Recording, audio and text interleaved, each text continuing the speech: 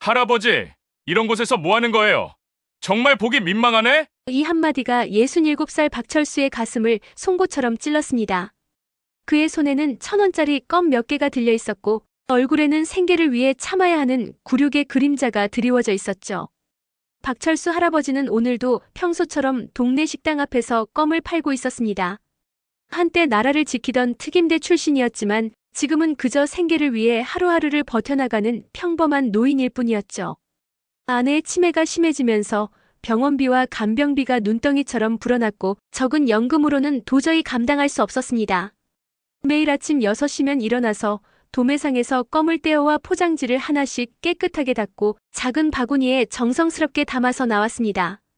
젊은 시절 국가를 위해 목숨을 걸었던 그 손으로 이제는 1,000원짜리 껌을 팔아야 하는 현실이 때로는 서글프기도 했지만 아내를 위해서라면 무엇이든 할 수 있었죠.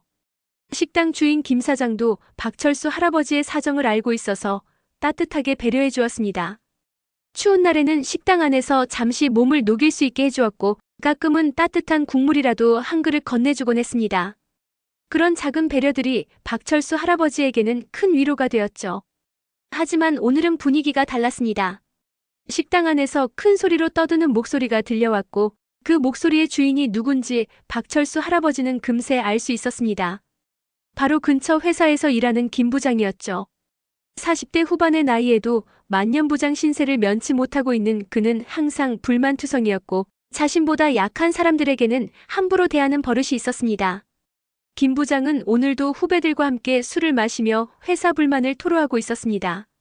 승진에서 밀려나고 후배들에게 추월당하는 현실이 그를 더욱 비뚤어지게 만들었죠. 그런 스트레스의 출구를 찾기 위해 그는 항상 자신보다 만만한 상대를 찾아다녔습니다. 박철수 할아버지는 조용히 식당 앞 의자에 앉아서 지나가는 사람들에게 껌을 권했습니다. 대부분의 사람들은 무관심하게 지나쳤지만 가끔 마음 좋은 사람들이 껌을 사주면 그것만으로도 하루가 밝아졌죠. 작은 것에 감사할 줄 아는 마음, 그것이 그가 지금까지 버틸 수 있었던 이유였습니다. 김 부장이 식당 밖으로 나오면서 박철수 할아버지를 발견한 순간 그의 얼굴에 비웃음이 번졌습니다. 술 기운이 올라온 상태에서 자신보다 약해 보이는 노인을 본 김 부장은 마치 사냥감을 발견한 짐승처럼 눈빛이 번뜩였죠. 어머, 이게 누구야? 여기서 껌 파시는 할아버지네. 김 부장의 목소리에는 조롱이 가득했습니다. 함께 나온 후배들도 덩달아 킥킥거리며 웃기 시작했죠. 박철수 할아버지는 고개를 들어 김 부장을 바라봤지만 별다른 반응을 보이지 않았습니다. 이런 시선들은 이미 익숙했거든요. 할아버지, 나이가 몇이에요? 이런 일까지 해야 하나? 김 부장의 질문에는 진심 어린 걱정이 아니라 은근한 조롱이 섞여 있었습니다. 박철수 할아버지는 여전히 조용히 앉아 있었지만 주먹이 조금씩 굳어지고 있었죠. 젊은 시절 특임대에서 단련된 몸이 본능적으로 반응하고 있었습니다. 김 부장은 박철수 할아버지의 침묵을 더욱 우습게 여겼습니다. 자신의 말에 대꾸도 못하는 무력한 노인으로 보였거든요. 술자리에서 쌓인 스트레스와 불만이 이 순간 폭발구를 찾은 것 같았습니다. 껌 얼마예요? 하나 살게요. 김 부장이 겉으로는 친절한 척하며 말했지만 그의 진짜 의도는 따로 있었습니다. 박철수 할아버지는 조심스럽게 껌 하나를 내밀며 대답했습니다. 1,000원입니다. 그 순간 김 부장의 태도가 급변했습니다. 마치 기다렸다는 듯이 목소리를 높였죠. 1,000원? 편의점에서는 500원인데 왜 이렇게 비싸요? 할아버지가 사람들 등쳐먹는 거 아니에요? 주변 사람들의 시선이 몰리기 시작했습니다. 김 부장은 이런 관심이 더욱 좋았죠. 자신이 우위에 서 있다는 느낌, 누군가를 굴복시킬 수 있다는 느낌이 그에게는 일종의 쾌감이었습니다.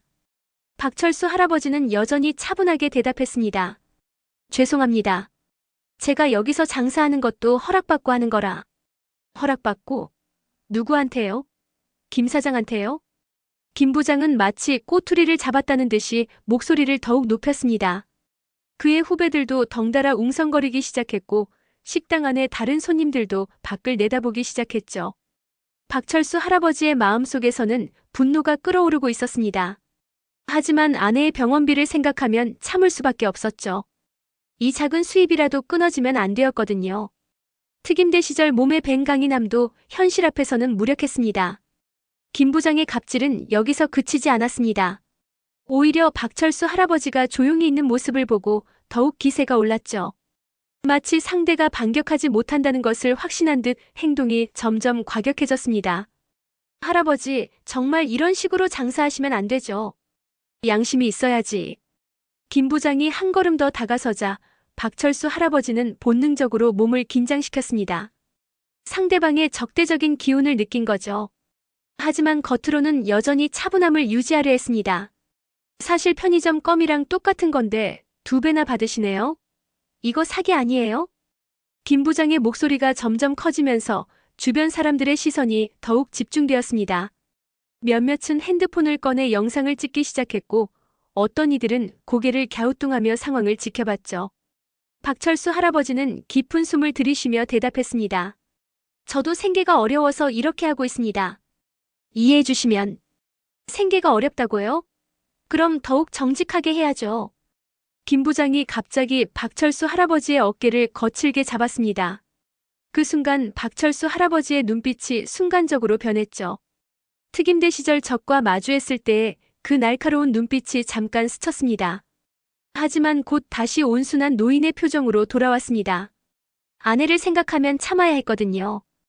그 모습을 본 김 부장은 더욱 우쭐해졌습니다.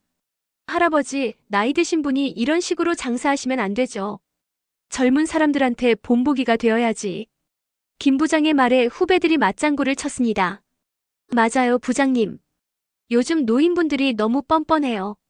정말 그래요. 나이 들었다고 다 용서되는 건 아니죠. 이런 말들이 박철수 할아버지의 귀에 꽂혔습니다. 평생 나라를 위해 헌신했던 자신이 이런 모욕을 받아야 하는 현실이 너무도 서글펐죠. 하지만 참았습니다. 아내의 치매가 심해지면서 하루하루가 전쟁 같은 상황에서 이 작은 수입마저 포기할 수는 없었거든요. 김 부장은 박철수 할아버지가 아무런 반응을 보이지 않자 더욱 대담해졌습니다. 마치 자신이 완전히 우위에 서 있다고 생각한 듯 행동했죠. 할아버지, 죄송하다는 말씀은 안 하세요? 사람들한테 비싼 값 받아놓고. 박철수 할아버지는 고개를 숙였습니다. 굴욕적이었지만 어쩔 수 없었죠. 죄송합니다.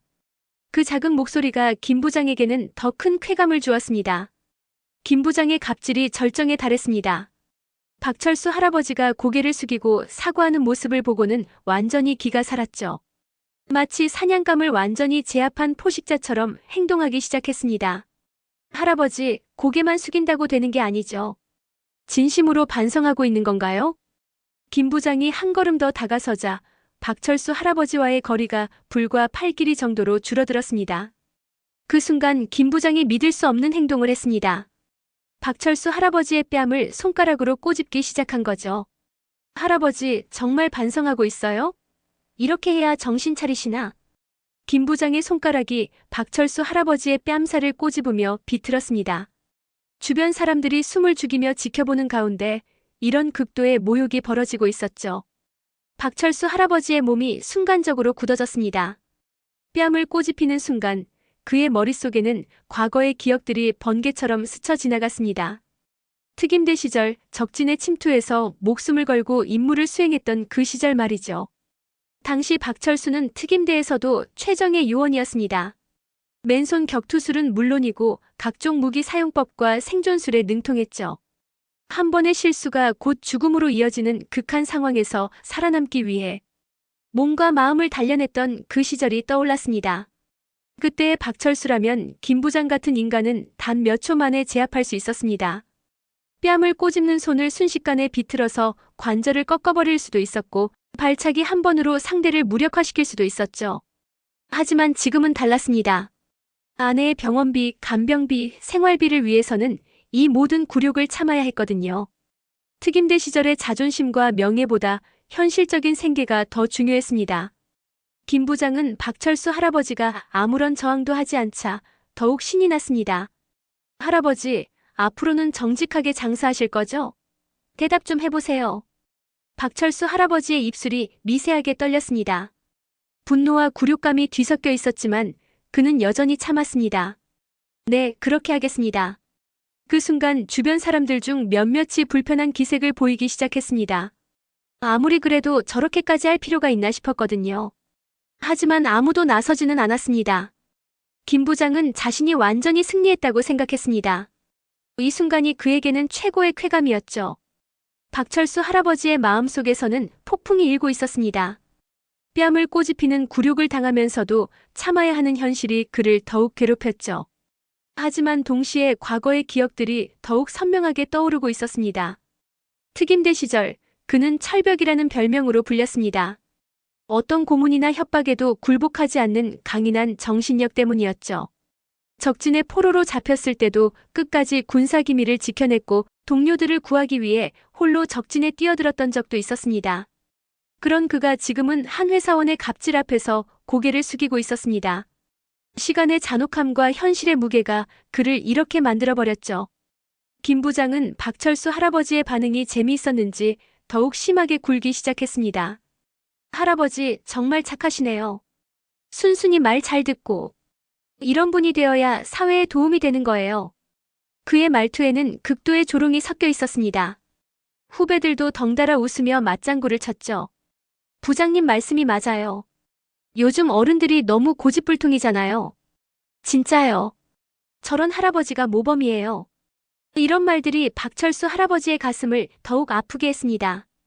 평생 나라를 위해 헌신했던 자신이 이런 취급을 받아야 하는 현실이 견디기 어려웠죠. 하지만 그 순간 박철수 할아버지의 눈에 특별한 변화가 일어났습니다. 김 부장의 손목을 유심히 바라보기 시작한 거죠. 특임대 시절 훈련받은 습관이 되살아났습니다. 상대방의 약점을 파악하고 공격 포인트를 찾는 능력 말이죠. 김 부장의 손목에는 비싼 시계가 차여 있었습니다. 그리고 그의 자세에서 허점들이 보이기 시작했죠. 술에 취해 있어서 반응 속도가 떨어져 있었고 자신감에 빠져서 완전히 방심하고 있었습니다. 박철수 할아버지는 마음속으로 계산하기 시작했습니다. 만약 지금 반격한다면 어떻게 될까? 김 부장의 손목을 잡고 비틀면서 동시에 발차기로 다리를 걸어버리면 단 3초 만에 제압할 수 있을 텐데. 하지만 곧 현실로 돌아왔습니다. 아내의 얼굴이 떠올랐거든요. 치매로 인해 점점 기억을 잃어가는 아내. 그래도 가끔 자신을 알아볼 때면 환하게 웃어주는 그 얼굴 말이죠. 김 부장은 박철수 할아버지가 잠시 멍하니 있는 모습을 보고 더욱 우쭐해졌습니다. 할아버지, 딴 생각하지 마시고 집중하세요. 제가 말하는 거 들으셨어요? 김 부장의 갑질이 정점에 달했습니다. 이제는 아예 박철수 할아버지를 자신의 장난감처럼 여기며 온갖 모욕을 퍼부었죠. 주변 사람들도 이제는 명백히 불편해하는 기색을 보였지만 여전히 아무도 나서지 않았습니다. 할아버지, 제가 가르쳐드린 대로 앞으로 장사하실 거죠? 한 번 더 대답해보세요. 김 부장이 다시 박철수 할아버지의 뺨을 꼬집으려는 순간이었습니다. 그때 박철수 할아버지의 눈빛이 완전히 달라졌죠. 마치 잠들어 있던 맹수가 깨어나는 것 같았습니다. 젊은이. 박철수 할아버지의 목소리가 낮게 깔렸습니다. 그 목소리에는 지금까지와는 완전히 다른 무언가가 담겨 있었죠. 김 부장도 순간적으로 뭔가 이상함을 느꼈습니다. 뭐라고요? 손을 치우라고 했습니다. 박철수 할아버지의 목소리는 여전히 조용했지만 그 안에 담긴 위압감은 엄청났습니다. 특임대 시절 적을 신문할 때의 그 차가운 목소리였죠. 김 부장은 순간적으로 당황했지만 곧 자신의 우위를 되찾으려 했습니다. 할아버지가 갑자기 왜 그래요? 아까까지 순순히 있었으면서. 하지만 박철수 할아버지는 더 이상 예전의 모습이 아니었습니다. 뭔가 내면의 스위치가 켜진 것 같았죠. 마지막 경고입니다. 손을 치우세요. 그 순간 주변 분위기가 급격히 바뀌었습니다. 박철수 할아버지에게서 나오는 기운이 예사롭지 않았거든요. 김 부장도 본능적으로 뭔가 잘못되었다는 것을 느꼈습니다. 하지만 김 부장은 이미 돌이킬 수 없는 선을 넘었습니다. 후배들 앞에서 체면을 잃을 수 없었거든요. 할아버지가 뭘 어쩐다는 거예요? 나이만 많다고 함부로 하시네. 김 부장이 다시 박철수 할아버지의 뺨에 손을 대려는 순간 번개 같은 일이 벌어졌습니다. 박철수 할아버지의 손이 순식간에 움직였습니다. 김 부장의 손목을 잡아채더니 정확한 압박점을 눌렀죠.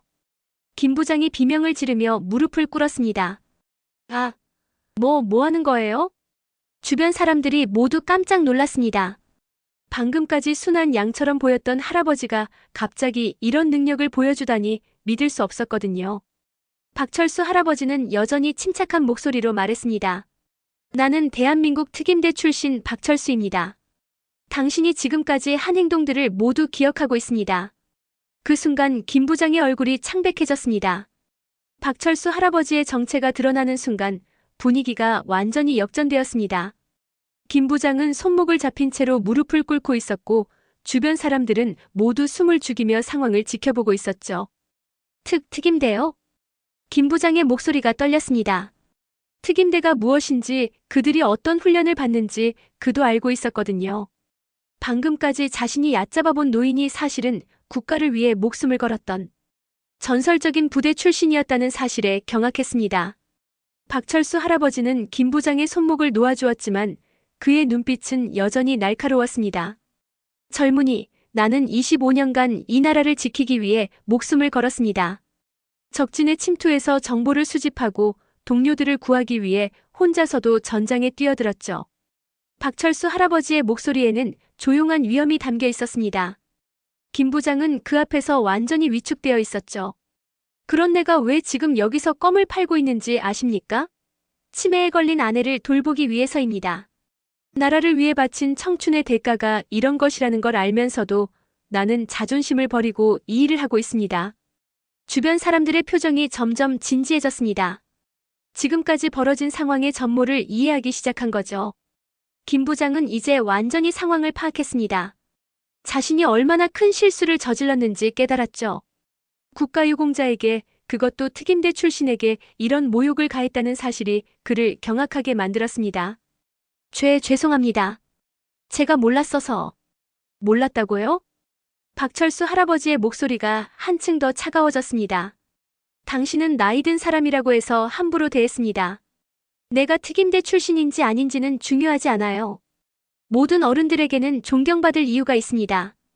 김 부장은 이제 완전히 패배를 인정할 수밖에 없었습니다. 후배들도 그의 곁에서 슬금슬금 물러서고 있었죠. 박철수 할아버지는 천천히 자리에서 일어났습니다. 그의 모습에서는 이제 더 이상 국어라는 노인의 모습이 아니라 한때 이 나라를 지켰던 군인의 위엄이 느껴졌죠. 젊은이, 앞으로는 다른 사람들에게도 이런 식으로 대하지 마십시오. 모든 사람에게는 각자의 사연과 존중받을 이유가 있습니다. 주변 사람들이 박수를 치기 시작했습니다. 누군가가 어르신, 정말 멋지십니다라고 외쳤고 다른 사람들도 박철수 할아버지를 향해 존경의 눈빛을 보냈죠. 김 부장은 완전히 굴복한 상태였습니다. 자신이 저지른 행동의 심각성을 깨닫고는 박철수 할아버지 앞에서 깊이 고개를 숙였죠.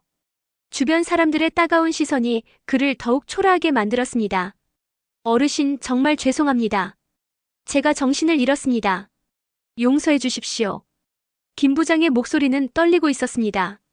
방금까지의 오만함은 온데간데 없이 사라졌죠. 박철수 할아버지는 그런 김 부장을 내려다보며 조용히 말했습니다. 젊은이, 사과는 받아들이겠습니다.